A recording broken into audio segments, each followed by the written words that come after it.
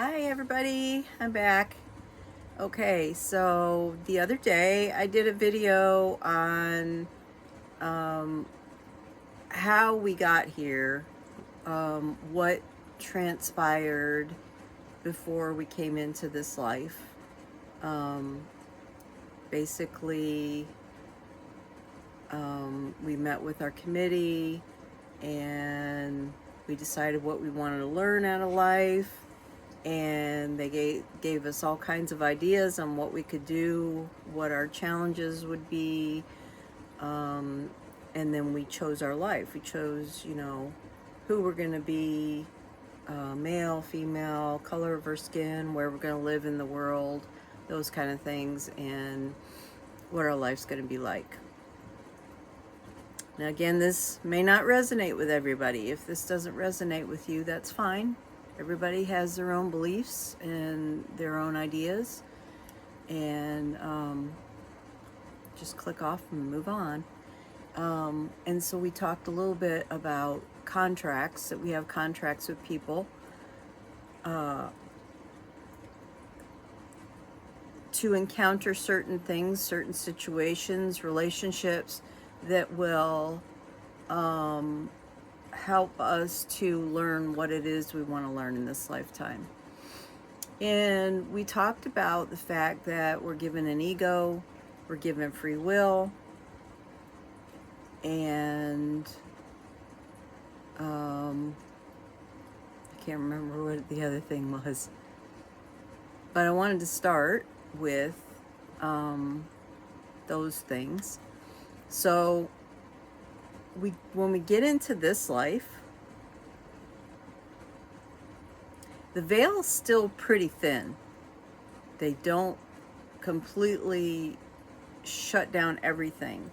Up until, my understanding is about age 6, thereabouts. It could be a little sooner for some, it could be a little later for others, maybe 8 or 10 years old.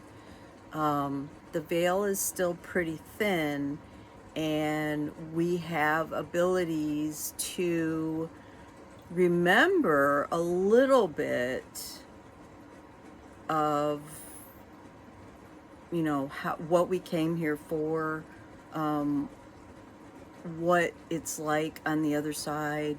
Some are able to have experiences and actually have some abilities, like psychic abilities or supernatural abilities of some kind, until they start getting culturized, about the age of school, starting school, when they're exposed to more people and different people with different ideas and belief systems. If they haven't already shut down because of their family of origin situation in the first place, then once we start school and start getting into things, the veil becomes thicker. And when we're born, part of that information is taken away. Why us knowing fully what's going to happen in our life and why we came here and what our goals are, most of that is erased or hidden from us, is the best way to put it. And so we don't have access to that. So we're moving along, and we're going along, and as kids do, they have ideas about what they want to be when they get older. And as they get older and older, those who aren't supposed to have those abilities for their whole life lose them. They tend to forget about it. It gets shut down on them. Some forget those abilities out of fear, because nobody around them understands it, and they don't feel like they can talk to anybody about it, and they shut down abilities because of fear. Some maintain the abilities because they're supposed to maintain the abilities, and others just because of their culturalization and their life, the dynamics of it, kind of lose all of that. Growing up, get a little bit older, start a life on their own. This is usually when the ego is strengthened. As they get older and move out on their own, we start to develop more of an ego self. And we have ideas about, what we want to do with our life, and we're going along in life with whatever.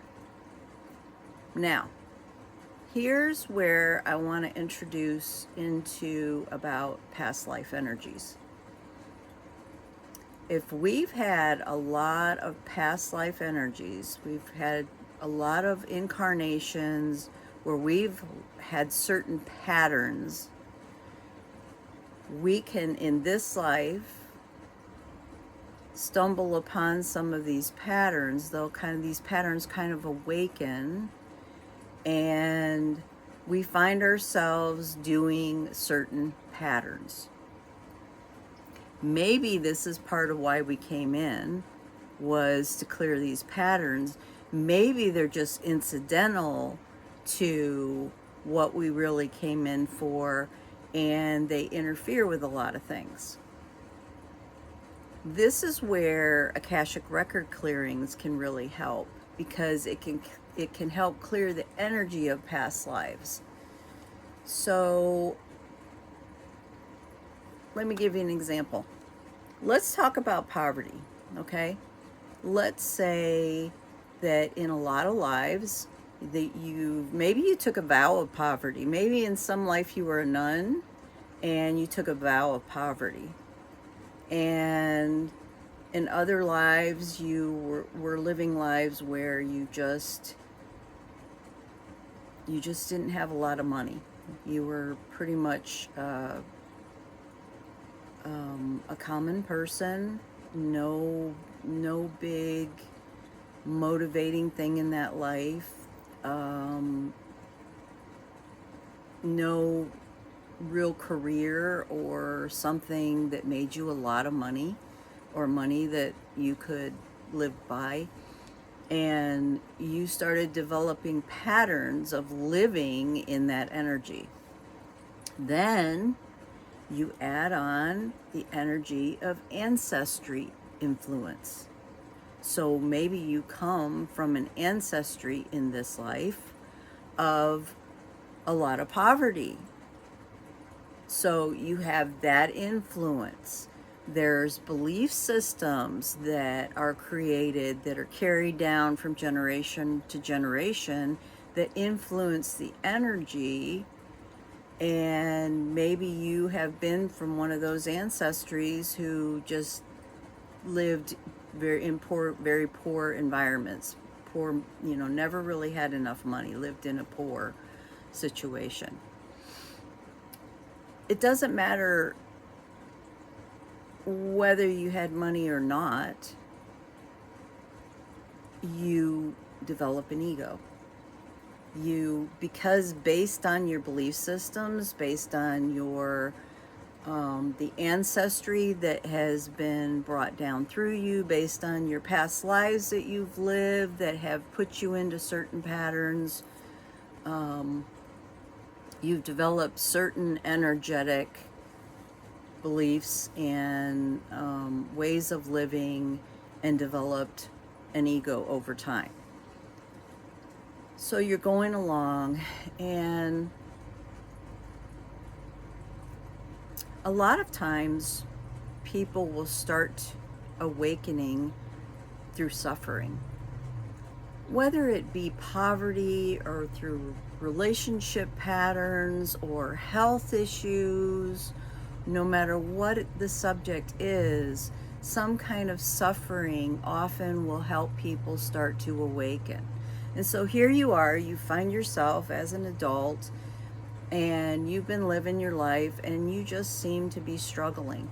And I bet almost everybody can look back. If you have any age to you, you can look back, like maybe in all the relationships that you've had, and you can see certain patterns that have developed from one relationship to another.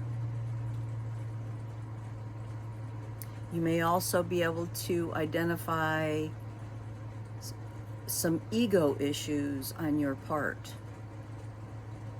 You may identify belief systems that you have, belief systems that you've developed because of the patterns that you've lived and the emotions that were added to it.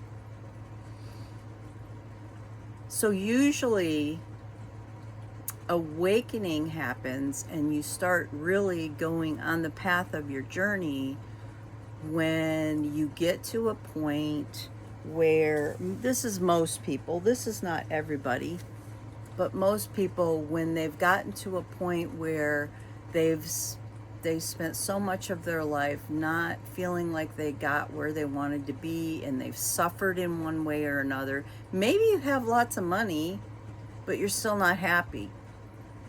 And you find yourself in repeat patterns of just not being happy, not being fulfilled. You can still have an awakening then that is going to help you see what your belief systems are that hold you in that stagnant place. Or you may realize things about your family ancestry that you find yourself following in that same kind of pattern. So at some point, you start having an awakening and you see what the problem is. You see, okay, I can see that I've lived in poverty. For example, we're using the poverty. And I can see that I've tried and tried and tried and I can't find my way out. The very first step in having an awakening and making changes in your life, breaking patterns, letting go of ancestral energy, the first step is to ask for help. Angels, guides, they cannot interfere with your free will, so you have to ask for help. And I always encourage people, whether you have the ability to communicate, to hear, to see, to feel angelic help or from your guides, ask for help. Start saying what it is that you need. Do it in a way of gratitude. Thank them. You know, like I work with Archangel Michael a lot. So Archangel Michael, thank you. Thank you so much for showing me what I need to see that will help me break these patterns of poverty. That is a good example of what kind of communication you can have. Always have gratitude for asking for the help and be specific on what it is that you need the help with. Remember, they can't intervene. They can't help us until we ask for the help. And then usually once we've started on this path, we're starting to see our problems, we're starting to ask for help, we're going to be sent teachers. Have you ever heard the saying, when the student is ready, the teacher will appear or will arrive? At whatever stage in life you are, when you're ready, the teacher will appear. And that may be in a form of a relationship. It may be in the form of a friendship. It may be in the form of a coworker who helps you to learn something. So basically, our angels and guides are not going to just say, well, you just need to do this, this, and this, and you'll be free. You'll be able to conquer it all. No, it's going to be a process. They will send you signs. They'll give you breadcrumbs. They'll send you signs. They'll give you information through your intuition. That's why it's so important to pay attention to your intuition, that gut feeling that you get. I know everybody has walked into a room of a crowd of people, or a group of people that they knew, walked into a room where there was a discussion and something, the energy changed in some way. And you don't know, like, did you walk in on a private conversation? Were they talking about you? Was it something that that they didn't want other people to know about, so they stopped talking, or they changed the subject? You can feel that. You can feel it just as soon as you walk into the room. I know everybody has had to have had an experience like that. You just know what you know. That's your intuition talking to you. You may get things by dreams. Sometimes we're sent messages through our dreams. We're sent ideas, things to help us work through whatever we're working through, sent through our dreams.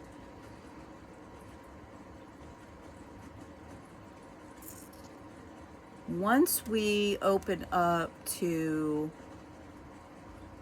the idea that there's something greater, and we realize that we're starting to wake up, we're no longer a zombie out there just sludging along day to day through life, just trying to get by, and we realize that there's a reason that we're supposed to be here, and we start asking for the help. So you'll start to see synchronicities. Synchronicities, the more that you recognize them, the more you will see. It could be combinations of numbers. It could be, and you can look those up online, what combinations of numbers. Significantly, like 111, 222, 333, 444, 555. They all have specific meanings. Some have, some that they have more than one meaning, but generally when you read something, you'll get an intuitive hit on why you're seeing that or what it means. And then there's other combinations of numbers that people can get, and you can look those up, and there's all kinds of information out there. You may see answers to questions that you have on a billboard as you're driving along the road. You may hear something on the radio, either a conversation or a song, so lyrics of a song that answer something for you. All of that kind of stuff are synchronicities. Those things are being placed in your path for you to see, notice, to understand, to gain understanding of, so that you can learn something about it. So we're in this process now of awakening. We're starting to have synchronicities. We realize that we're starting to have a bigger awareness. We're starting to have an awareness that there's bigger things out there, that there is help for us, that there's angels and guides, have more of a connection with source energy. And the next step then would be learning to live in the moment, learning not to be thinking all the time of the past or all the time of worrying about what's going to be in the future, but living in the moment, living in what's happening right now, so that you don't miss it, so that you're engaged in it, and adding to that, living through the heart. So you're less in your mind and you're more in your heart. Being in your mind is ego. When you're constantly thinking about things that have happened. Now, that's not to say that thinking about good things that have occurred in your life, that's not saying that that's a bad thing, but you're not in the moment when you're thinking about the past. And where does thinking about the past lead you? Does it lead you to the future of like, will I ever have that again? Or will I ever see that person again? Or will I ever have that much money again? Or I got all this money and I did whatever I did with it, and now what am I going to do that it's all gone? Because you're now looking in the future. A lot of times looking in the past will draw your mind to thinking about the future and worrying about the future so many times. And I can tell you, I'm a Virgo. Virgos are worriers, and we're in our head a lot. I can tell you so many times that I worried about something that might or might not happen, and it never did. And I spent all that time worrying about it when I could have been right here in the moment, enjoying and experiencing life as it was right there in front of me. And what happens? You lose those moments. They're gone. You can't ever get those moments back if you're not living in the moment. If you're living more in the moment and you're experiencing more in life, you can live more through the heart. And while I think of it, if you have never heard of the book Celestine Prophecies, you can get it on audio or you can get the book. It's a fabulous book. When I was at the beginning of my awakening, somebody told me about that book, and I have read that book and read that book and read that book and reread, and there's insights throughout this book. They're like mile markers kind of thing. And every time I've read the book, I've gotten something new out of it. It's like I had evolved further in to the insights that are presented. And I recommend that book. It's by James Redfield. He's no longer alive, but the Celestine Prophecies is the one. Then he has 9 insights. Then he has the 10th insight, and then there's another book after that, I believe, before he passed away, that he wrote. But my favorite is the Celestine Prophecies, is those first 9 insights. They help you really open your mind up to things. So this next step is the longest period of time. It's the time where you're trying to learn to be in your heart. You're trying to discover the belief systems that hold you back, that get you stuck or stagnated, that influence you without you really even realizing. A lot of times they're subconscious belief systems, as well as the energy from the ancestry that you can work on healing, and recognizing the patterns that you've had and working on healing whatever needs to be healed, whether it's from past life or from this life. Already happened, things that you need to heal in order to live more fully from your heart and not in your head and not living by ego. So you may at some point come to a crossroads, and you may realize that if I go left, they're giving me guidance how it will open me up to a whole new realm. Well, a lot of us have fear of the unknown, and that can interfere with us choosing, even though we're being promised that this is going to be a better life for us. We have that fear of the unknown, and it may be difficult for us to take. It also means that we will be drawn into a path where there's a lot more healing.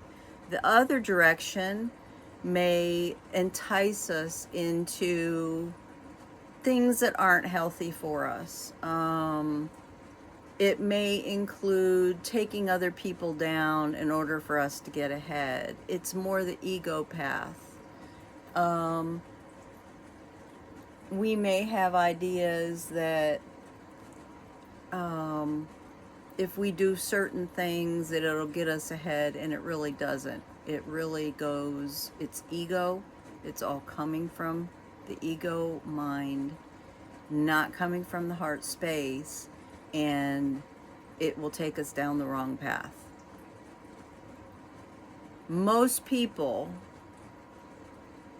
know when they're going the wrong direction. Some people choose it anyway. Some people don't know, and they find themselves going down the wrong path, where they may come to another why, where they why off and go more into the direction that they're led to go. Or they may need to suffer a little more. Some people need to suffer more because their ego is so strong that they're just not ready to surrender. And what surrender means, it means I'm ready to stop living in my head and start living in my heart. And I am turning that over to Source to help guide me into the right direction. So this is the longest period of time, is all of this healing period. This can take years. And it can be layers of healing. I know, and I've mentioned it on other videos, I think. There are certain patterns that I've had that I knew, for years and years, I've known I had these patterns. People, spiritual teachers even, would say to me, you need to release this, you need to change this, you need to stop doing this. But they didn't tell me how. And I had to figure that out on my own. And maybe that was part of my learning. Maybe that was part of my journey so that I can help other people figure it out. But that's part of the lesson. It's learning those lessons. And we may heal certain things on those patterns, about those patterns.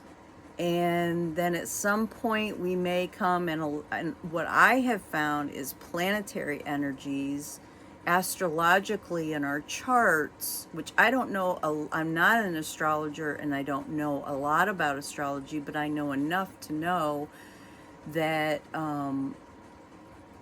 I feel the influences on me, and I can hear somebody talk about things and know that we're heading into a thing, and sure enough, then I can recognize it. I can see, okay, this is the truth that was going to be revealed. This is the information, and here it is. Now I have an epiphany and I understand it. I hope that makes sense. But you go into deeper layers, is what I'm getting at. So maybe I healed this pattern here, and the next time I'm going deeper and I'm healing it at a deeper level. So it may not be the exact same situation, but it's the same energy, and I'm just going in deeper, healing it on a deeper level. And we keep doing that. And if you think of it this way, think of it, your energy, as a spiral going upward until we get to the point where we're healed and our vibration is very, very high. Down here, it's more dense, okay? And so we have this pattern and we're healing.